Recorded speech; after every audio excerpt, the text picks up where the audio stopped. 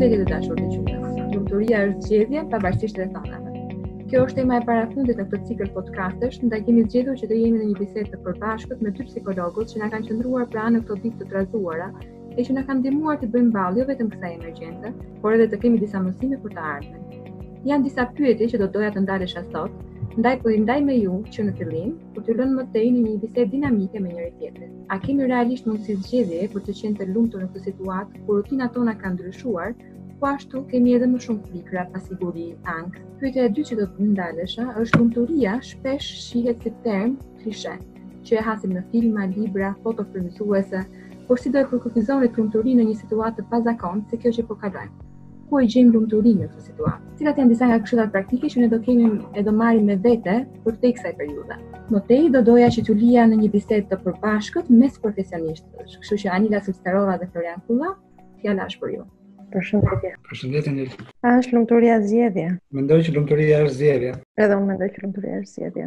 Ndonjëherë e vështirë si zgjedhje, por të gjithë ne kemi aftësinë dhe fuqinë për të zgjedhur, për të qenë të lumtur. Tek e fundit shpirti jonë është ndërtuar nga zgjedhjet tona. Ne nuk mund të kontrollojmë dot sa nxehtë mbase është dielli sot, por mund të kontrollojmë se çfarë do të veshim sot. Sigurisht nuk po jetojmë kohë shumë të lumtura, po këtë periudhë nuk e thotë se nuk kemi gërmuar edhe nuk po gërmojmë thellë që të investojmë te vetja dhe ta transformojmë veten për ta kthyer këtë kohë në kohë pak më të lumtur. Po jetojmë kohë me disa vështirësi, por sërish ngelemi që lumturia dhe rrethana të vështira është aty.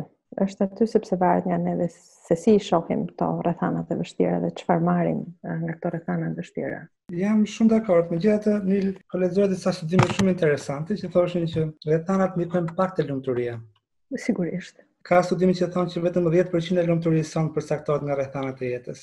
Praktikisht 40% e faktorëve të lumturisë lidhet më shumë me qëndrimet tona dhe gjendjen tonë shpirtërore. Po mendoj unë edhe ti, na imagjinosh për shembull me një komunitet të Roma apo në një fshat izoluar për shkak të infrastrukturës, apo në një shkollë pa investuar që ne shkojmë shpesh për vitesh, dhe takojmë dikë të themi që shiko, apo dikush që ka humbur punën tek e fundit të themi lumturia është zgjedhje pavarësisht rrethanave, varfëria nuk ka fare rol të fuqishëm tek ti, praktikisht varet e gjitha nga ty. Sigurisht duket pak absurde kur bëhet fjalë për varfëri ekstreme, kur nuk përmbushen as nevojat tona bazë, unë di që varfëria ekstreme e deformon shpirtin. Por gjithsesi ne kemi edhe dhimbje e madhe deformon shpirtin, ne biem dakord me këtë. Po do vetëm që të kuptonim që lumturia nuk është vetëm ajo fotoja e bukur që ne shohim diku. Dhe ajo foto e bukur me atë buzëqeshje të bukur, ajo është një moment. Dua vetëm ta sqaroj që lumturia nuk është një gjendje konstante, gëzimi i pashoq. Janë momente të vogla të bukura gjatë ditës që gjenden edhe në detaje shumë vogla, ke buzëqeshja e një fëmie. Për shembull, një fëmijë 5 vjeç, po të pyesim më numërojnë momentet e tua të lumtura që ke pasur. Do ketë aftësinë të numërojë shumë momente të lumtura gjatë ditës. Ndërsa njëri 50 vjeç, po të kërkojmë që më numëron momentet të lumtura që ke pasur në 24 orët e fundit. Nuk e di sa syresh do të gjej. Ajo që mua më shqetëson tek bota e të rriturve është që gjatë tek fëmijët e prodhojnë vetë lumturinë. Të rriturit zakonisht jo prishin atë, ndërsa të rriturit presin që të tjerët i bëjnë të lumtur. Unë kam përshtypjen që ne njerëzit e kemi aftësinë për të qenë të lumtur vetë. Duket si një shprehi që e humbasim gjatë rrugës. Dhe krijojmë të varësinë gjithmonë nga rrethanat apo nga të tjerët. Natyrisht Flor, unë bie shumë dakord. Varfëria ekstreme të deformon. Dhimbjet e mëdha ekstreme të deformojnë. Domethënë njëri që ka kaluar trauma të rënda në jetë, mund të duket cinike kjo bisedë jona. Por të thënë në fytyrë, ti mund të jesh i lumtur, sepse humbet aftësia dhe humbasin gjitha shqisat për gjetur gjën e bukur, qoftë tek dielli, apo tek veshja, apo tek buzëqeshja e një fëmie. Edhe unë mendoj që lumturia nuk vjen vetëm. Nëse gjejmë njëri që thotë janë gjithkohë si lumtur apo duket gjithkohë si lumtur, për mua do ishte një lloj alieni njeriu. Unë mendoj që lumturia vjen bashkë me ndjenjat e tjera. Nëse ndjehemi të lumtur, normalisht mund ndjehemi njëkohësisht të trishtuar. E zëm kur diplomohemi, jemi të gëzuar se kemi arritur diçka të rëndësishme, por e trishtuar për atë që mbyllim. Lumturia vjen bashkë me ndjenjat e tjera, bashkë me mërzi. Nëse dikush e shikon lumturinë si një lloj gjendje që do harrihet një herë mirë dhe pastaj është ndjenjë pastër qelibare që nuk duhet preket nga emocionet të tjera, mendoj që e ka menduar gabim. Unë shikoj lumturinë Si lloj peshore tek e fundit. Sigurisht që peshorja do ta nënte në këtë rast nga pikpamja e sasisë dhe intensitetit të emocioneve nga anat emocioneve pozitive, le të themi më shumë gëzim, interes, kënaqëri, sesa nga ana tjetër e peshores me emocione negative, mërzi, ankth dhe zemrim. Gjithsesi do ishte një peshore e balancuar. Edhe studimet këtë thonë, sigurisht që fëmijët janë më të lumtur nëse i lënë në botën e tyre, dhe të rritur janë më pak të lumtur, dhe përgjithsisht shumica e njerëzve, pavarësisht se përpiqen të jenë të lumtur dhe 30% kohës tyre janë të lumtur. 30% tjetër të kohës ne përjetojmë gjëra neutrale mes lumturisë dhe jo lumturisë. Ne kemi një kërkesë tonë njerëzore për të qenë të lumtur. Ne bëjmë gjithçka për të qenë të lumtur. Ne punojmë që të shpërblehemi, ne punojmë që të arrijmë suksese, ne ndërtojmë shtëpi komode që të jemi të qetë. Pra, ne luftojmë për lumturinë. Po mua më ngjan që gjatë gjithë kësaj lufte ne thjesht harrojmë që të jemi të lumtur në momente të vogla. I referohemi as lumturia zgjedhet pikërisht momenteve të vogla. Kështu që dhe 30% i të qenit i lumtur më duket shumë e mirë si shifër, mendosh që 30% sigurisht i takojnë emocioneve të tjera jo të lumtura, nëse ne nuk do provonim zemrim, trishtim, dëshpërim, ne nuk do ishim në gjendje të kuptonin se ç'është lumturia. Pa ekzistencën e këtyre emocioneve të tjera negative është e pamundur të ndihesh i lumtur. Kështu që të gjitha bashkë na bëjnë kaq njerëzor dhe me kaq ngjyra. Dhe natyrisht pjesa tjetër është një pjesë që i takon një përshëndrim i përtej vetes në arritjet në qëllimet që i kemi vënë vetes. Me këtë gjë që po thua, në fakt më kujton gjithmonë atë që unë ndaj me njerëzit, nëse lumturia është proces apo destinacion. I nxis zakonisht njerëzit ndryshojnë ditën e tyre, është që të fokusohen dhe të shijojnë procesin e ndërtimit të gjërave gjatë gjithë ditës tyre dhe jo ta kemë te produkti. Tek e funda na shkoj jeta duke menduar si të arrijmë gjërat, duke përpjekur të arrijmë, harrojmë të shtojmë çdo ditë teksa i arrijmë ato. Prindërit përpiqen tek e fundit të bëjnë fëmijët gati për të martuar edhe harrojnë të shijojnë çdo ditë rritjen e tyre. Edhe kemi mundë të marrim nota të mira dhe dalin mirë në shkollë, por shpesh harrojmë të shijojmë çdo ditë të shkollës. Ne kemi vitet më të bukura, një të gjë prapë edhe në punë, humbim mundësinë që të shijojmë punën duke përpjekur të kapim afate, deadline, objektiva, arritje të ndryshme, edhe tek e fundit fare e shohim vetëm pak nga pak që duke investuar për produktin kemi humbur procesin edhe ditë caktuar e më të lodhur, më stresuar dhe sigurisht edhe më të plakur. Është ai momenti i bukur kur hap derën dhe shikon buzëqeshjen e një fëmie, shijon arritjen bashkë me një fëmijë teksa gjatë periudhës karantinës janë bërë detyrat bashkë edhe të dyja palët kanë hasur vështirësi dhe kreta pritur e gjejnë zgjidhjen, ai gëzimin në sy të dyja palëve. Ajo është lumturia dhe ai është moment shumë i bukur. Ke një përqafim rastësor që të jep fëmia partner ose partnerja që kalon thjesht përqafon se ashtu e ndjen. Kjo është lumturia. Por flasim që këto janë momentet të bukura të cilat ne mund të zgjedhim. Pjesa e medias e reklamave na kanë bërë shpesh besojmë se lumturia është ai çasti i caktuar kur blejmë gjërat. Edhe kemi atë familjen e lumtur, edhe jemi të martuar, mundësisht me fëmijë të përkryer, mundësisht edhe plazhe përkryer, po kjo nuk është lumturia, kjo është marketing. Po, kjo është.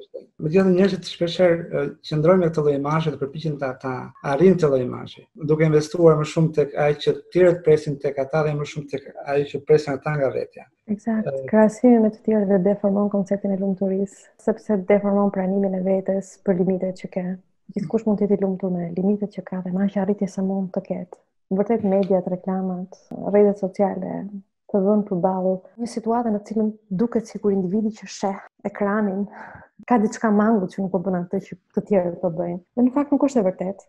Thjesht ai që po sheh nuk po shet një fragment sekonde si jetën e tij, sepse po merrem vetëm me fragmente të sekondesh. Çdo kush nga ne ka aftësinë për të shijuar fragmentin e sekondit për të qenë i lumtur. E publikon ose jo në rrjetet sociale. Është një autor i preferuar që unë lexoj shpesh, quhet Martin Seligman. Pas vitesh të mëdha studimesh empirike e theksoi, studimesh në filtra shkencore. Arritën konkluzionin se njerëzit arrijnë lumturinë kur kujdesen dhe fokusohen te anët e tyre të forta dhe jo të dobta, dhe i përdorin këto anë të forta për të përmirësuar dhe shtuar më të mirën te vetja e të tjetrit. Ai e ndan në 3 dimensione thelbësore udhëtimin tonë drejt lumturisë, të cilat i ka quajtur jeta e kënaqshme, jeta e mirë dhe jeta me kuptim. Niveli bazë thot ai apo dimensioni bazë i lumturisë është jeta e kënaqshme. Normalisht kur përmbushin nevojat tona bazë, ajo që e bën veçantë dhe unë besoj që është mirë ta sjellim pak për publikun, është niveli apo dimensioni dytë dhe i tretë i lumturisë, që shpesh ngelet më pak në fokus. Niveli dytë të lumturisë, që e quhen jeta e mirë, karakterizohet nga gjetja brenda nesh e virtyteve cilësive dhe anëve të forta dhe përdorimit të tyre për të krijuar vlerë në jetën tonë. Kur dikush ndjen dhe shikon dhe kupton që është njeri empatik, gjen një punë edhe përpiqet të ndihmojë të tjerët në empatinë e tij, apo të rrisi fëmijët e tij. Dikujt i jepet dhe kupton që i jepet shumë për ndërtuar gjëra, e vendos dijen edhe aftësinë e tij për ndërtuar gjëra. Interesante është dimensioni i tretë, dhe besoj ka shumë kuptim dhe shumë rëndësi në këtë kohë që kalojmë. Ai e quhen jeta kuptim plot, këtë dimension tretë, dhe bazohet në qasjen se lumturia vjen kur njerëzit i përdorin anët e forta dhe fuqitë e tyre për të arritur diçka më të madhe se vetja. Për këta individ nuk është e thënë vetëm të jetojnë mirë duke ndikuar mirë të tjerët, por shkojnë edhe më larg. Kjo mund të shihet përmes veprimeve të tyre për të kontribuar në komunitetin ku jetojnë, apo dhënies së dhuratave, këshillave, apo shoqërisë për dikë. Ai e shet dhuruarin dhe altruizmin si aktivitet mjaft shpërblyese për të qenë i lumtur. Sigurisht çdo njeri ka të mira dhe talente, por është e rëndësishme që për këtë dimension të gjejmë një qëllim për të kontribuar përmes tyre në shoqëri. Sigurisht që teoria është shumë interesante dhe edhe mua më bën jashtëzakonisht kuptim. Ke faza e dytë, ke e njëjtë të mirë, që po është shumë e rëndësishme të evidentohen të gjenden pikat tona të forta, ato të cilat na ndihmojnë të ngrihemi sa herë që rrëzohemi, të shohim plagët që na krijohen edhe të jemi krenar për veten tonë, për atë që kemi arritur, për fuqinë që kemi. Jemi të programuar për të arritur disa gjëra, dhe disa gjëra jo. Se dhe ky programim lidhet kryesisht me aftësitë në prodhimin e parave apo krijimin e mirëqenies. Kështu që ndaj po e theksoj edhe një herë që lumturia kryesisht lidhet me mirëqenien dhe komoditetet fizike që natyrisht janë të rëndësishme për nivelin e parë, por jeta me kuptim, flasim për nivelin e dytë dhe të tretë. Kjo vjen nga investimi realisht brenda vetes dhe jo jashtë vetes. Vetja është oqean edhe po nuk u zhytëm brenda saj, nuk do arrim kur as ta njohim edhe as të përfitojmë nga thellësia e vetes tonë edhe as ta menaxhojmë atë. Nëse nuk jemi në kontakt me veten edhe nuk mësojmë ta njohim, çfarë do të ndodhë tek e fundit. Ka njerëz që shkon jeta pa reflektuar ndonjëherë, pa i kushtuar mendje monologut brendshëm me veten e tyre. Nuk e kuptojnë që po veprojnë eksaktësisht si kanë mësuar të tjerët, apo e trajtojnë veten në të njëjtën mënyrë si kanë trajtuar ata të tjerët. Ka të tjerë që unë njoh që gjithë jetën mund të bëhen përsëritje e prindërve, apo më quhen ndryshe përmbledhje e prindërve të vet. Zgjatime të prindërve të tyre. E mira është të mësojmë që fillimisht të kuptojmë se cilët jemi në të vërtetë edhe jo cilët na kanë thënë neve që jemi. Të mësojmë të shputemi nga ajo që të tjerë thonë dhe presin prej nesh, edhe të gjesh format që të shputesh nga pritshmëritë, nga opinionet e tjerëve, dhe ne quajmë diferencim. Është shumë e vërtetë Flori që shpeshherë mungesa e lumturisë është në faktin që përpiqemi të vazhdojmë atë që të tjerët presin, dhe jo të dëgjojmë çfarë ne kemi nevojë, çfarë ne mund të bëjmë. Të jesh ndryshe nuk do të thotë jesh gabim, është të jesh ndryshe. Të jeni diferencuar nuk ka të bëjë me ndarje nga njerëzit, po me krijimin e asaj hapësirës psikike, themin e. Do të thotë të mësosh të kuptosh tek e fund çfarë ti vërtet ndjen të bësh edhe të zgjedhësh, jo kështu se thon tjerët, po se tek kështu zgjedh dhe ndjen të bësh në mënyrë të ndërgjegjshme, edhe kur tjerët janë kundër zgjedhjes tënde. Është përkesë vështirë gjetja e zërit tënd, sidomos kur është një zë i mbytur prej kohësh, edhe është vështirë të kuptosh cili është zëri jote, cili është zëri i tjerëve. Sikundër, edhe njohja e vetes, vlerësimi i vetes, pranimi i vetes, respektimi i vetes, ndoshta dashuria për veten, ndikojnë, sepse janë pjesë e procesit të asaj që ti e quaj procesi diferencimit dhe të përshtatjes së kësaj qenie ndryshe për të bashkëtuar shëndetshëm në familje dhe në komunitet. Ndjerjet optimiste dhe vlerësimi dhe respekti për veten janë parashikuesit më të rëndësishëm për lumturinë. Ata që nuk e çmojnë veten tek e fundit janë më pak të lumtur, pavarësisht të gjërave të tjera. Pavarësisht arritjeve edhe llogarive bankare të fryera ose jo.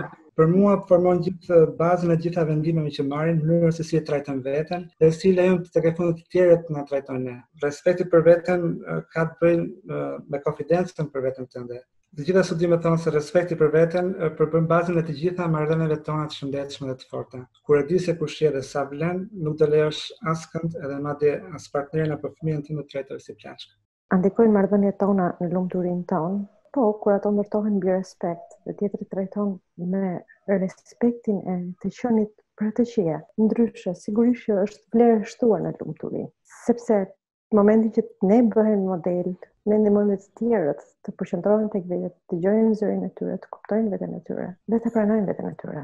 Janë bërë studime që vetmia ul nivelet e lumturisë edhe është paqë tek kërkues sa një paketë cigare në ditë. Kjo nuk do të thotë tani që për të mos qenë vetëm edhe mos të dëmtuar, kur e them më parë, duhet të hapim sa më shumë friends në Facebook edhe kaq. Thelbi I marrëdhënieve ka të bëjë me cilësinë e marrëdhënieve. Marrëdhënia me të tjerët vjen nga marrëdhënia me veten, nëse nuk e ndërtuar marrëdhënia me veten në nivel të caktuar, sidomos për marrëdhënia e fagjatave që kanë një lloj përgjegjësie me vete, sfida është shumë herë më e madhe, sepse lumturia dhe egoizmi në syrin tim nuk shkojnë mirë dhe kaq mirë bashkë.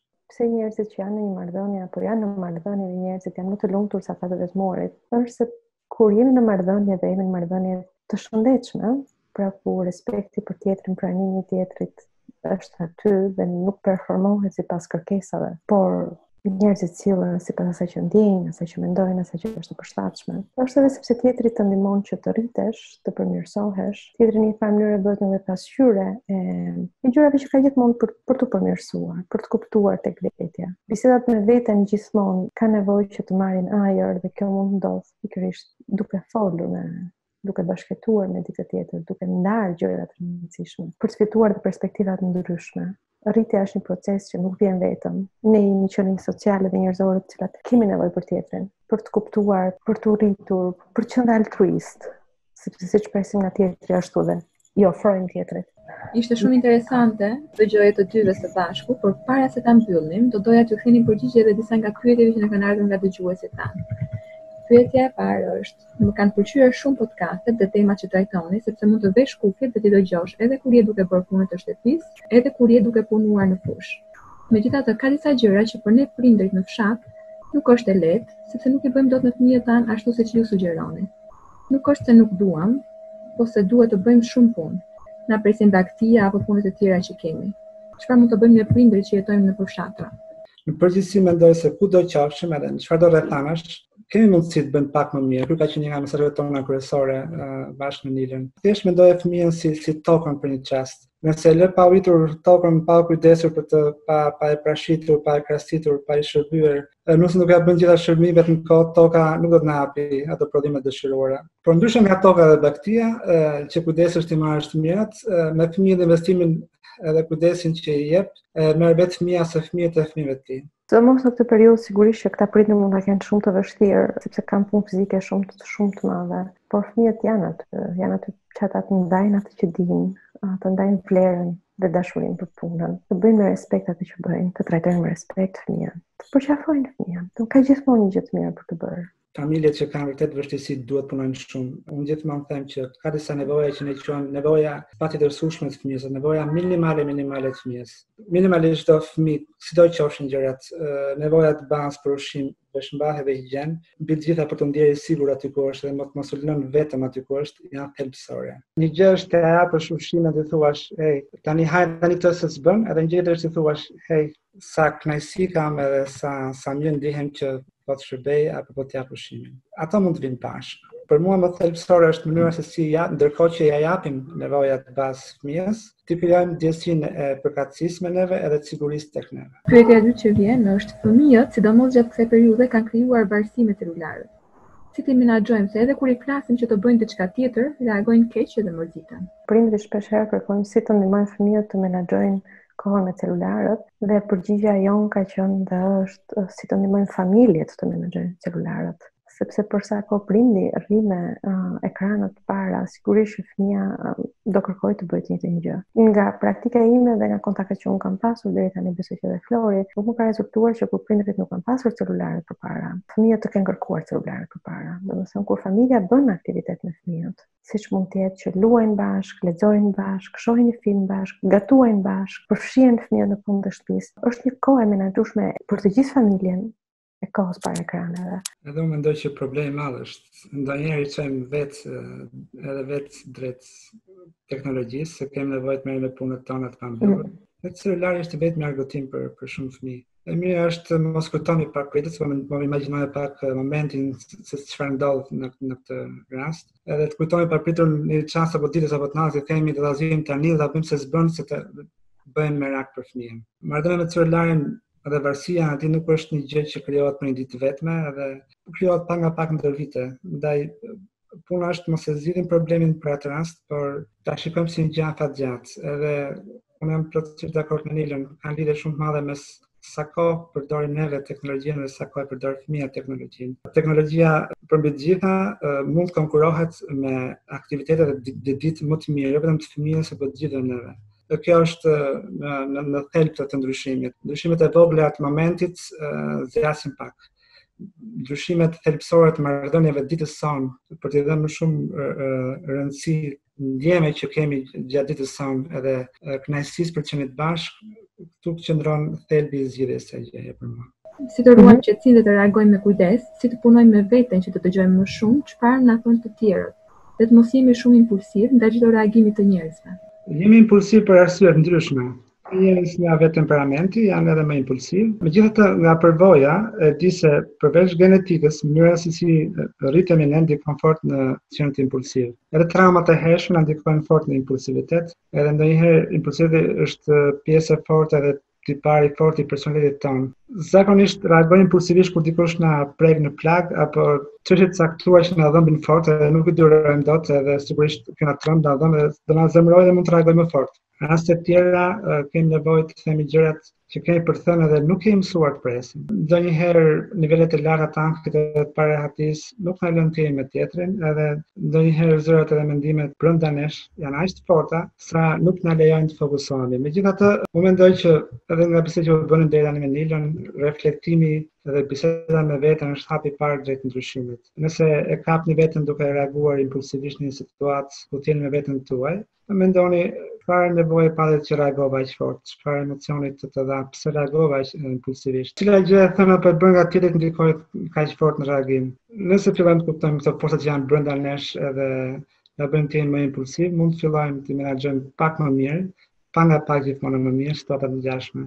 Çfarë mund të menaxhosh më mirë takimin e ardhshëm, se shikon që në takimin paraprak të ndodhi kjo sjellje impulsive. Mund të përdorësh strategji të tipit të kujtosh vetes rregullisht se cilat mund të jenë pasojat e impulsivitetit tënd. Të mësosh të fokusosh vëmendjen, të mësosh të bësh gjërat më ngadalë, marrësh frymë thellë, numërosh deri në 10 që bën me fëmijët në një herë si teknik. Të kërkosh ndihmë të tjerëve të kujtojnë kohë me ndonjë feedback apo sinjal shumë miqësor, si po ngarkohesh dhe po humb fokusin. Megjithatë, unë them që Roma nuk është bërë për një ditë dhe themi gjithkujt mos e dorëzoni, por nëse shihni të vështirë, përpiquni të kërkoni ndihmë më profesionale. Por sido që të jetë, hapi i parë është të kuptuarit çdo shtyn të reagosh ashtu. Teknikat që na ndihmojnë vetëm të ndryshojmë sjelljen funksionojnë një ose dy herë, pastaj herën e tretë gjithmonë shkojmë aty ku plaga pulson. Anila dhe Flori, faleminderit shumë për këtë bisedë përbashkët. Ndërkohë të dashur dëgjues, lumturia është zgjedhje pavarësisht rrethanave. Mbajini në mendje këtë shprehje dhe merrni më të mirën nga çdo situatë. Faleminderit që ishit me ne, nga unë Vasilika Bargjo, miru dëgjofshim.